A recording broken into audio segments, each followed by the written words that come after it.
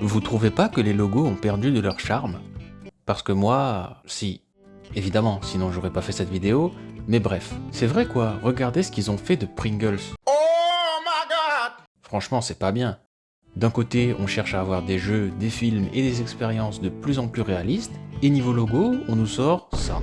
Dans cette vidéo, je vais essayer de régler ce souci en m'attaquant à cette traîne de la simplification. Est-ce que j'ai de l'influence sur les marques? Non. Est-ce que je suis un professionnel de la création de logos? Non plus. Mais j'ai Photoshop et quelques heures devant moi. Alors je vais pousser ma créativité et mes compétences dans leur dernier retranchement et proposer des alternatives. C'est parti! Alors, il fallait maintenant que je décide quel logo j'allais utiliser. Après de très longues recherches, je me suis arrêté sur ces deux-là. Est-ce que c'est parce que ces deux-là ont l'air d'être pas trop compliqués? Non. On commence avec le logo de Burger King. Bon, déjà, analysons un peu le logo. Le texte est écrit en deux lignes entre deux parties orangées, représentant sûrement les étages de garniture entre deux pains à burger. J'ai ma petite idée pour rendre tout ça plus réaliste. D'abord, commençons par le texte. Je vais faire du mot King le steak. J'ai donc cherché une texture de steak, je l'ai apposée sur le texte et voilà.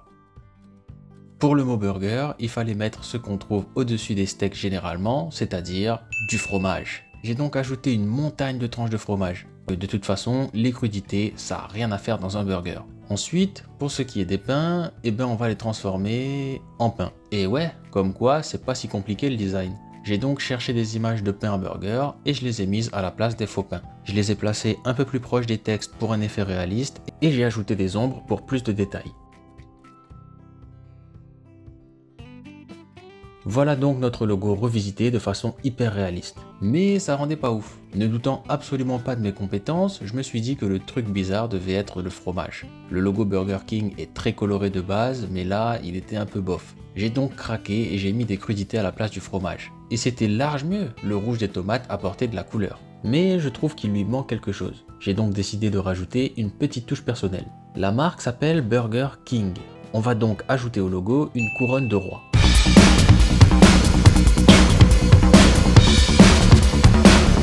Et voilà ce que donnerait le logo de Burger King en mode hyper réaliste.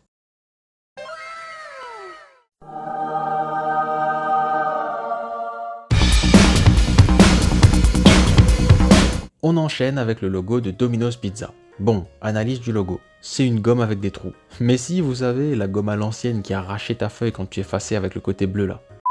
Alors, pour garder la forme générale en rendant le logo réaliste, j'ai choisi d'utiliser une boîte à pizza ouverte vue d'en haut. Regardez ça, nickel. J'ai d'abord essayé de mettre la boîte aux couleurs du logo de base, mais je me suis dit que ça allait être bizarre pour l'étape d'après.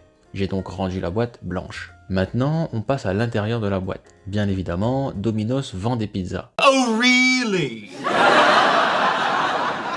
Donc, go mettre une pizza.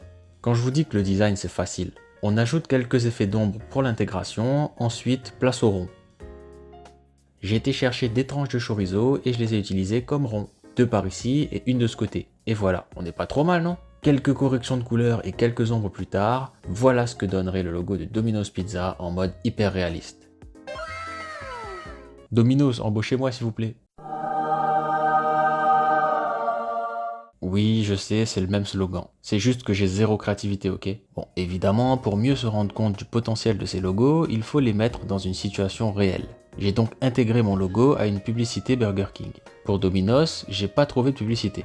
Et non, c'est pas du tout parce que j'avais la flemme. C'est comme pour l'outro de cette vidéo, j'avais pas la flemme.